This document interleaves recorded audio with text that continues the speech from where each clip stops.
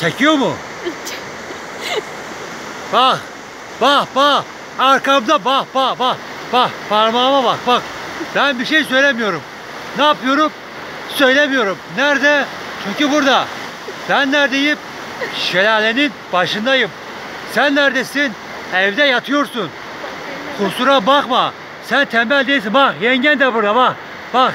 El sallıyor sana. Salla bakayım. Ha. Tamam. Şimdi ne diyordum?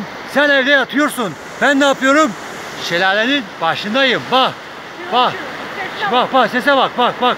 Vaka vaka vaka vaka vaka vaka vaka vaka.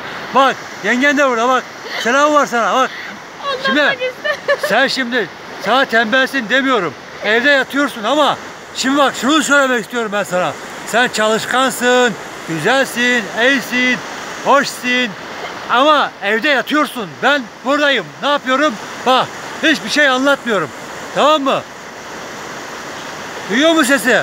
Ha, tamam. Selam söyle. Cemile Aga. Cemile Aga'ya selam söyle.